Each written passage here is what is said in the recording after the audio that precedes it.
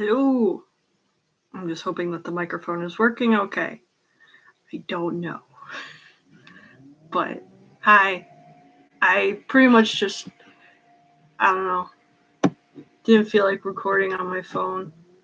But I wrote a story with,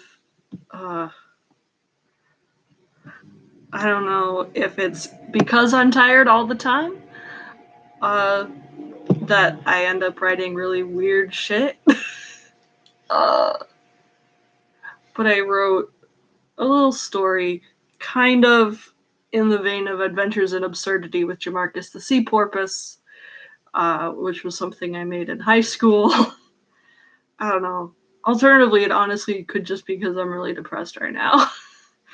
And so that calls for writing just the most absurd things that I can think of. So this story is called P.I. and Guin. I really should have some noir music playing in the background, but I will not, because I'd have to find some on my phone and that'd just take forever. So just envision some nice, like, smooth jazz playing in the background. And like poetry, this story is just needing to be read out loud. So, and I just wrote it, so if there are issues and I make weird pauses, that's why. But anyway, P.I. and Guin. The name's Guin. Norman Guin. I'm a private investigator in the city of Icenvale. It's your typical crime fest down here in Icenvale with your not-so-typical thugs.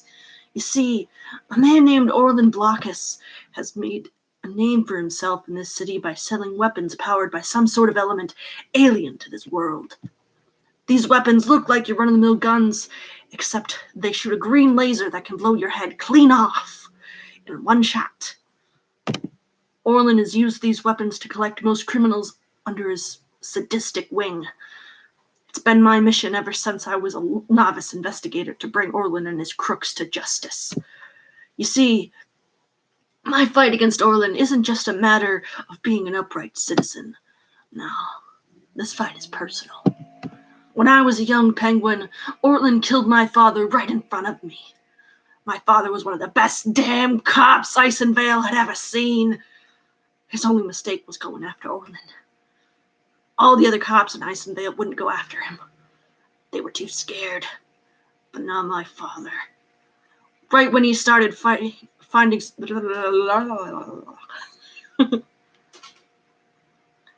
All the other cops in Icenvale wouldn't go after him. They were too scared. But not my father. Right when he started finding some answers and some penguins willing to speak out, Orlin kidnapped me and the rest of my family. He brought us into the club where he spends most of his time. At that point, nobody knew about these special weapons. Not until that night. I hear you're interested in my business, Mr. Guin. To be honest, I was surprised to hear coppers like you were interested in a little guy like me. It's because of your profound interest in my business that I'm going to show you the newest thing I've been working on. He took what looked like a shotgun out of a briefcase and aimed it at my father. The patrons in this club were criminals like Orlin, so they didn't mind the bloodshed. They didn't fear the cops. Not with these new tools at their disposal. What you see before you may look like any ordinary shotgun, Orlin said. But I have a friend from a land far, far away who gifted me with some rare ores. So this gun is... Orlin took time to find the best word. That bastard! Special, he called it. Allow me to demonstrate. There was a flash of green light, and the next thing I knew, my father was without a head. My sister and I wept side by side, tied to two chairs with just a couple of ropes, unable to do anything but cry. Now, Orlin said to us. Don't cry. Your father's in a better place now. He's in the sea of many fishes. You can join him, he promised through a smug beak. But not until you're older. That's how it all began. My childhood died that night, same with my sisters. My aunt took us in after that and promised us that everything would go back to normal after we had had enough time to grieve. I never stopped grieving, though. My sister certainly did. She moved out of town the first chance she got. I couldn't, though. I couldn't do that to our father. He needed to be avenged. He deserved to be avenged. So, first moment I could, I began training to be a private investigator.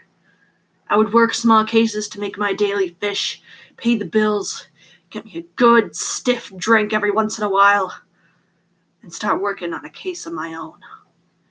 I'm gonna stop Orlin and his gang of thugs if it's the last thing I do.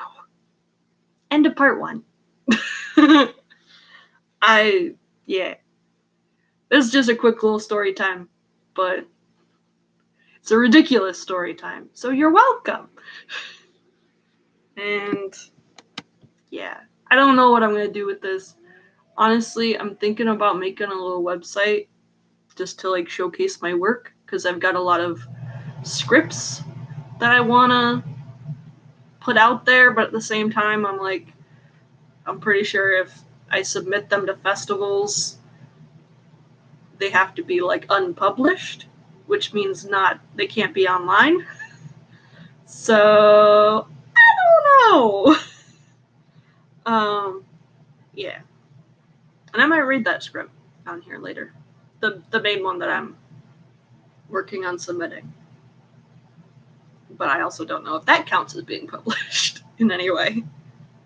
But anyway. Love you, bye.